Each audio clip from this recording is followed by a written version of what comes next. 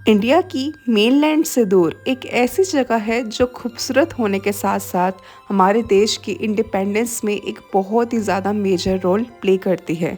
जी हाँ, मैं बात कर रही हूँ अंडमान की। और आज आप पहला एपिसोड देख रहे हो इस सीरीज़ का। एंड डेफिनेटली बहुत ही मज़ा आएगा आपको। आपको पूरा वर्चुअल टूर दूंगी, बस आप वीडियो को एंड तक वॉच करना। Hi guys, welcome back to my YouTube channel. This is Hina Bhatia and स्वागत है आपका एक नई ट्रैवल सीरीज़ में।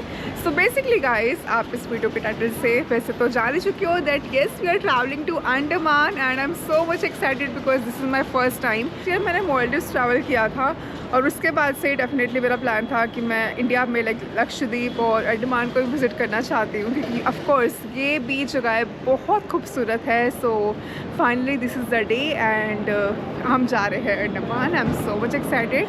मज़ेदार सीरीज़ होने वाली है। So make sure that you will watch all the videos, all the episodes from this series and करते हैं मैंने किस देरी की शुरुआत। और पसंद आएगी लाइक कर देना, चैनल को सब्सक्राइब कर सकते हो अगर अब तक नहीं किया तो। And let's begin. So India की मेनलैंड से दूर अंडमान पहुंचने के लिए हमें जाना होगा पोर्ट ब्लेयर, जो कि वहाँ की कैपिटल सिटी है एंड वहीं पर एयरपोर्ट है अंडमान का।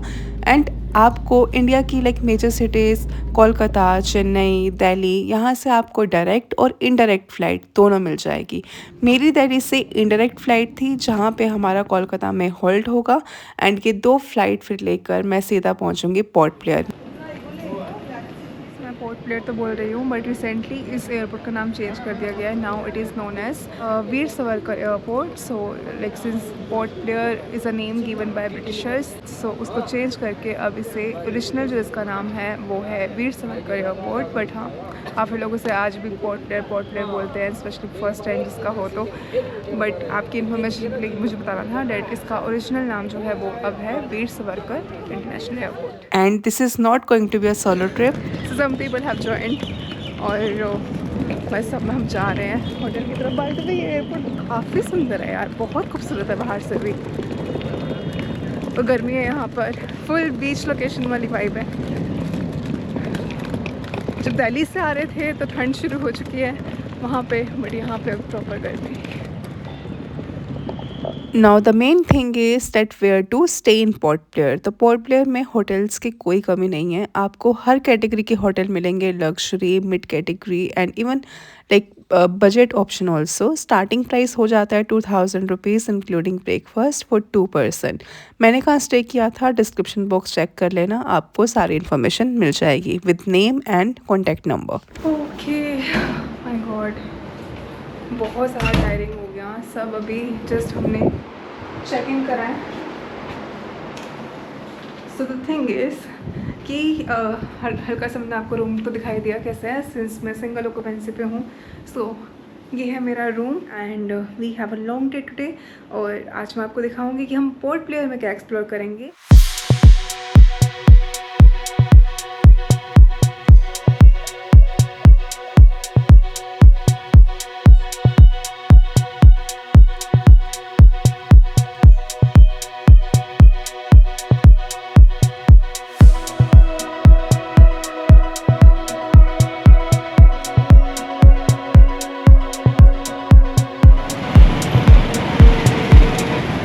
तो मैंने ड्राइवर भैया को बोला था कि बढ़िया से रेस्टोरेंट में लेके चलो जहाँ हमें अच्छा सा वेजिटेरियन खाना खाने को मिले। और मेरे साथ वाले नॉन वेजिटेरियन भी है।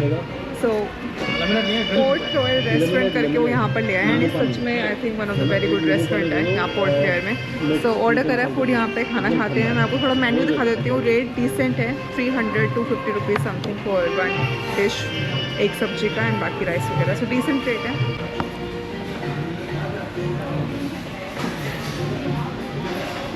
तो ये है थाली जो कि बढ़िया लग रही है यार, प्रॉपर थाली है। 200 रुपीज़ की रोटी, राइस, सब्जी सब है। एंजॉय करते हैं इस मील को।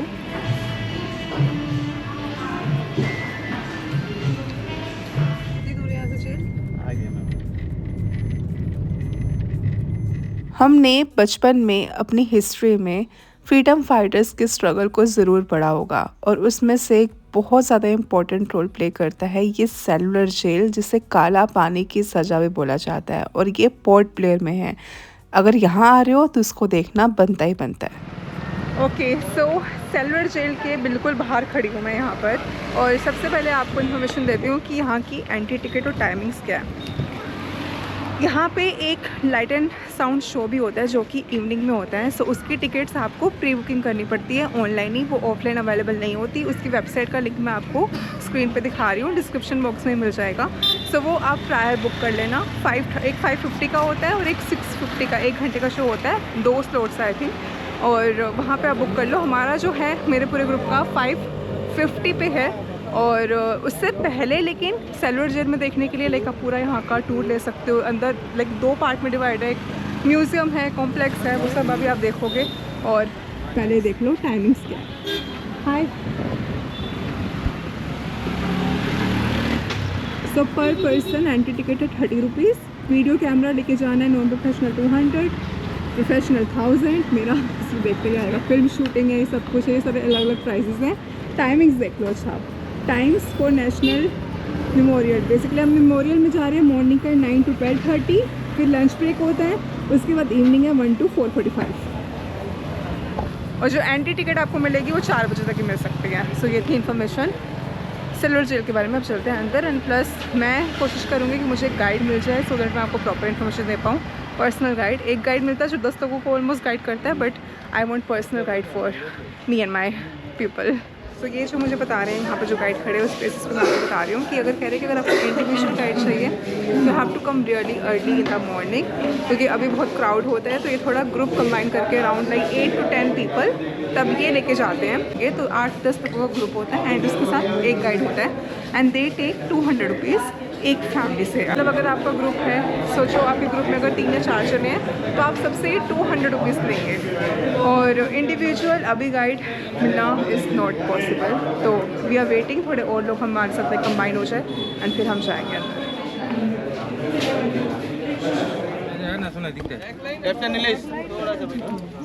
मेरे सामने ना विंग्स हैं जेल के। टोटल ये 7 विंग्स थे जो कि बनाए गए थे। मैं आपको पूरी क्लिप दिखा रही हूँ जो म्यूज़ियम में मैंने देखी। तो पूरा जो लुक है सेलुलर जेल का वो ऐसा है। यहाँ पे 7 विंग्स है जो आई कैन सी 2 अभी राइट नाउ मेरे सामने। 1 तो सामने में एक लोहे का बड़ा सा गेट देखा जिसमें लिखा हुआ था सेलुलर जेल। जितने भी आप लोहे का गेट देखेंगे, जैसे बाहर जो भी ग्रिल लगाया गया है, ये सब जो है बर्मा से लाया गया था। ब्रिक्स जो है फ्रीडम फाइटर के द्वारा यहीं पे बनवाया गया था, नेवी बे, टेंडर्स पॉइंट, ऐसे छोटे छोटे आइलैंड में, जहाँ पे रेड कलर का मड मिलता है, लाल कलर का मिट्टी। बैक साइड में जो बिल्डिंग आपको दिख रहा है, ये भी जेल का एक पार्ट था। इसको जो है एडमिनिस्ट्रेटिव ब्लॉक बोलते हैं, यानी कि उस समय जितने भी अंग्रेज अफसर थे रहने के लिए इसी बिल्डिंग को यूज करते थे। ऊपर का सेक्शन में ये लोग रहते थे और नीचे पूरा गोडाउन मेंटेन किया गया था। इनका खाने पीने का सामान यहीं पे स्टोर करते थे। अभी गवर्नमेंट इसको एग्जीबिशन, अपना ऑफिस और लाइब्रेरी बना दिया है, जो आप लोगों ने देख कर आया। यहाँ पे 2 जोत जल रहा है, पहला थोड़ा सा आगे में दूसरा। ये दोनों जो है स्वतंत्र जोत है, उन शहीदों के याद में जलाया गया, जो कि 24 आवर्स यानी कि 24 घंटे जलता है। गैस के साथ में कनेक्टेड है। महीने में 48 सिलेंडर लगता है, जो IOC द्वारा गिफ्टेड किया गया, इंडियन ऑयल कॉर्पोरेशन द्वारा। इसके लिए 24 सिलेंडर, आगे वाले के लिए 24 सिलेंडर। जैसा कि आप लोगों ने मॉडल पे देखा था, बीच में एक टावर, इसके साथ में 7 स्पोक को कनेक्ट किया गया था। सारे विंग्स के कनेक्शन सेंट्रल टावर के साथ में, मतलब किसी भी गार्ड्स को एक विंग से दूसरे विंग जाना है तो इसके बैक से या फ्रंट से कोई डोर सिस्टम नहीं था। इनको पहले जाना पड़ेगा सेंटर पार्ट में, उसके पास थोड़ी वो दूसरा विंग एंटर कर सकता है। और 7 विंग में इसका टोटल जो है सेल कैपेसिटी, सेल मतलब कोठरी, कमरा, टोटल जो है सेल वो 693 सेल था। सेल का अंदर का डायमेंशन 13/2 एंड 7/2। एक सेल में एक जन को रखते थे। सेल के अंदर आपको लेके जाके दिखाया जाएगा, उसमें इंडिविजुअल या सेपरेट कोई टॉयलेट का फैसिलिटीज नहीं था। तो जो भी फ्रीडम फाइटर होते थे, इनको टॉयलेट के लिए डे टाइम में बाहर लेके जाते थे, लेकिन नाइट टाइम में सेल के अंदर लॉक कर दिया जाए। नेक्स्ट डे मॉर्निंग तक कोई सेल को दोबारा नहीं खोला जाएगा। उस समय सेल के अंदर में छोटा सा एक मड बॉल देते थे, मिट्टी का घड़ा, इसी में इनको टॉयलेट वगैरह करना पड़ता था और डे टाइम में क्लियर करके सेल के अंदर रखना पड़ता था। यानी कि रात भर इनको टॉयलेट के साथ ही सोना पड़ता था। बल्कि हर विंग को फ्रंट एंड बैक बनाया गया, और हर 2 विंग्स के बीच में जो लाल रंग का शेड आपको दिख रहा है लंबा से, यह है वर्क शेड, कार्यस्थल, जहाँ पे फ्रीडम फाइटर्स को टॉर्चर किया जाता था। किस तरह का टॉर्चर, ये व्हाइट कलर का स्टैचू के पास आपको ब्रीफ किया जाएगा। और यहाँ पे 2 छोटा बिल्डिंग, पहला थोड़ा सा आगे में दूसरा। पहला जो है स्टोर है, दूसरा जो है किचन है। यानी कि विंग नंबर 7 में जो भी लोग रहेंगे उनको यहीं पे काम करवाया जाएगा, यहीं पे खाना बांटा जाएगा। इस जेल में सबसे ज़्यादा फ्रीडम फाइटर जो थे बंगाल के थे। उसके बाद पंजाब, महाराष्ट्र, आसाम, इनका नाम लिखा गया है। नेम लिस्ट आपको सेंटर पार्ट में दिखाया जाएगा। और विंग नंबर 7 में सबसे ऊपर में जो टॉप में आपको लास्ट कमरा आपको दिख रहा है, विंग नंबर 7 है, सेल नंबर 123 123। ये सेल जो है विनायक दामोदर सावरकर जी के महाराष्ट्र के रहने वाले थे। नासिक कॉन्फ्रेंसिंग केस में लाया गया था। सावरकर जी को टोटल 50 साल का सजा मिला, उसमें से 10 साल सावरकर जी इस सेल में काटे। इन्हीं के नाम से यहाँ का एयरपोर्ट का नाम रखा गया है वीर सावरकर एयरपोर्ट, जिस एयरपोर्ट में आप लोग आए थे। इनके बारे में डिटेल एक्सप्लेन थोड़ा सा आगे किया जाएगा। और अंडमान का नाम आप लोगों ने सुन के काला पानी, कुछ लोग जेल का नाम भी सुने। तो यहाँ पानी का कलर काला ऐसा कुछ भी नहीं। इसका एक्चुअल नेम काला पानी नहीं था, इसका एक्चुअल नेम था काल पानी। काल जो है संस्कृत में एक शब्द है जिसका अर्थ है मृत्यु यानी कि डेथ। यहाँ पे जिनको भी लाते थे वो सोचते थे कि हमारा आखिरी सफर है, यहाँ से जीवित लौट के नहीं जा सकेंगे। डेथ से रिलेशन देखने को चारों तरफ पानी, क्योंकि आइलैंड है। तो इसका एक्चुअल नेम था काल पानी, समय चलते हो गया काला पानी। अभी हमारा पहला स्पॉट, सबसे पहले मैं आप लोगों को लेके चलूंगा फांसी घर, उसके बाद वर्कशेड, फिर अंदर आपको सेल दिखाया जाएगा। अच्छे से एक्सप्लेन करा गाइड ने। जस्ट वो एक ओवरव्यू था विंग्स के बारे में बताया कि मैंने जैसे आपको बताया कि 7 विंग्स हैं, तो 4 विंग्स डिस्ट्रॉय हो चुके हैं एंड अभी करंटली 3 विंग्स ही हैं, बाकी को इन्होंने हॉस्पिटल में कन्वर्ट कर दिया है। तो काफ़ी कुछ एक्सप्लेन करा इन्होंने, बाकी अभी चलते हैं अंदर। दिख रहा है यही फांसी घर है। इस फांसी घर के बारे में एक्सप्लेन करने से पहले मैं आप लोगों को एक चीज़ क्लियर कर दे रहा हूँ कि जो फांसी घर आप लोग देखोगे, इस फांसी घर में कभी भी कोई भी फ्रीडम फाइटर्स को फांसी नहीं दिया गया। ये फांसी घर बनाया गया इसीलिए ताकि यहाँ पे जो भी फ्रीडम फाइटर रहते हैं, इनके मन पे हमेशा ये डर बना रहे कि हमारे अगेंस्ट अगर किसी ने भी कोई स्टेप्स उठाया तो उनको यहाँ पे फांसी दे सकते हैं। तो उस समय इसमें शेड नहीं था। ऊपर का जो छत आपको दिख रहा है, साइड का वॉल, ये व्हाइट रंग का वॉल, ये सब रिसेंटली बनाया गया है। ये ओपन गैलोस था, यानी कि खुला फांसी घर। अगर किसी को फांसी दिया जाए तो फ्रीडम फाइटर ऊपर सेल से खड़ा होकर देख सकता है। एक समय में एक साथ 3 लोगों को फांसी देने के हिसाब से बनाया गया। अभी हमने देखा जहाँ पे वो फांसी कभी दी नहीं गई, बट फांसी घर बनाया गया था ताकि सब में डर बना रहे कि अगर वो कोई भी ऐसी गलती करते हैं जो ब्रिटिशर्स को नहीं पसंद आती है तो उनको फांसी की सज़ा हो जाएगी। जहाँ पे वो तेल निकलवाते थे उनसे।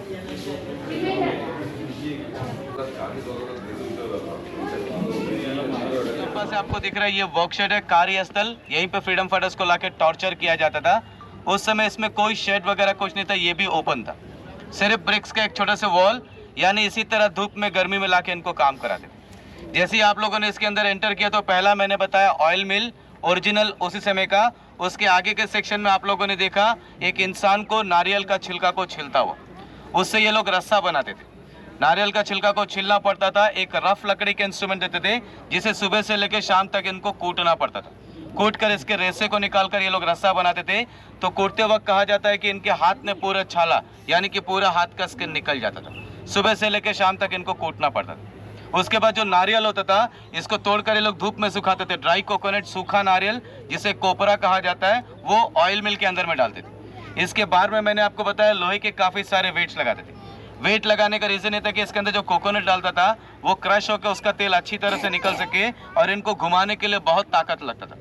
घुमाने के टाइम जहाँ पे भी इनका कदम रुकता था या थोड़ा आराम करने के लिए सोचता था, इसके पीछे एक वाटर लगा रहता था हंटर मारने के लिए। जैसे गांव क्षेत्र में कोल्लू का बैल कहा जाता है, उसी तरह इंसानों से काम कराते थे।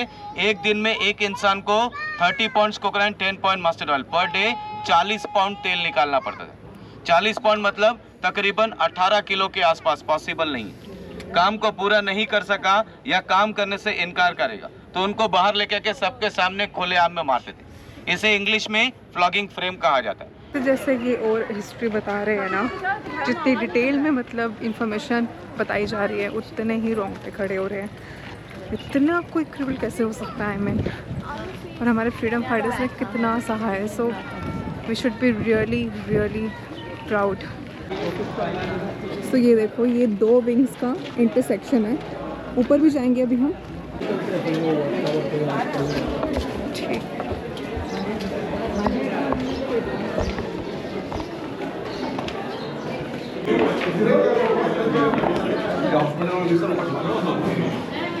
ये क्या दी होती है? हाँ, बस इतना सा साइज।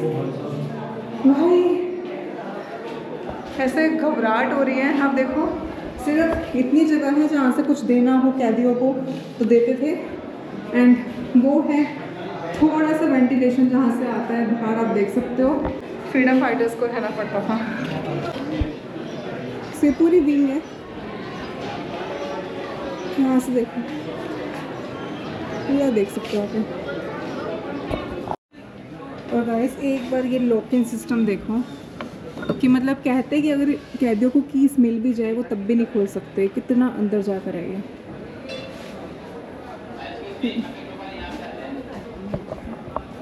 मतलब इतना स्मार्टली बनाया गया कि कीस मिलने पर भी किसी का हाथ ही ना पहुंचे, इसको खोल के कोई भाग सके।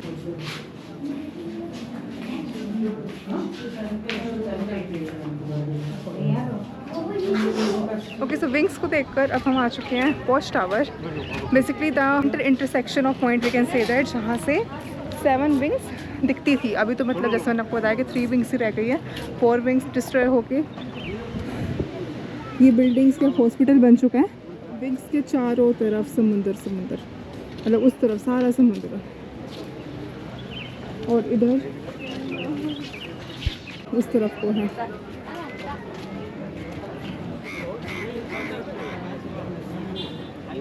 थक गए घूम घूम कर। ऑलमोस्ट 2 से 3 घंटे का टूर है ये एटलीस्ट, आराम से। हमारा पूरा सेलुलर जेल का tour, guided tour, photos, videos, history जानना काफ़ी कुछ हो गया। Like right now the time is 5, देख लो 5 बज गए हैं ऑलमोस्ट। और कब आए थे हम यहाँ पर 2:30 के अराउंड, हाँ। सो काफ़ी हमें लगा लो कि 3 घंटे आराम से होने वाले हैं। प्लस अभी हमारा यहाँ पे लाइट एंड साउंड शो है जो कि 5:50 शुरू होगा। Hardly we have 50 minutes left, तो अभी हम थोड़ा यहाँ बाहर वेट कर रहे हैं। जैसे ही वो शो शुरू होगा वो देखना है, उसमें तो और अच्छे से डिस्क्राइब किया जाएगा, काइंड ऑफ विजुअल प्रेजेंटेशन होगी। एक पॉइंट पे तो आप रियलाइज़ करोगे कि इस जगह के बारे में जितना आपको जानने को मिलेगा उतना ही आप लाइक ये सोचोगे कि ये चीज़ एक्चुअल में पॉसिबल कैसे है, कोई इतना कैसे कर सकता है किसी के साथ गलत। और रिगार्डिंग द शो, तो ये लाइट एंड साउंड शो में आपको रिकॉर्डिंग और फ़ोटोज़ वगैरह लेना अलाउड नहीं होता। एक्चुअल में ये सिर्फ 40 मिनट्स का था जब हमने अटेंड करा, और ज़्यादा इसलिए मैं शूट नहीं कर पाई बिकॉज अलाउड ही नहीं था, बट एक्चुअल में definitely it was worth watching. इस भूख हड़ताल का असर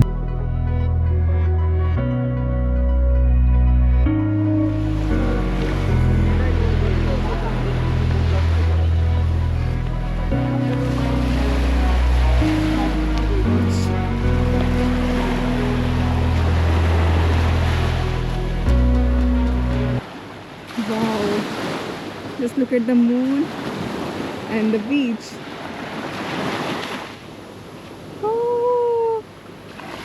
पूरे दिन की थकान के बाद, पूरा दिन के इससे पहले भी पूरी ट्रैवलिंग थी, सो ऑलमोस्ट 1.5 दिन हो गया।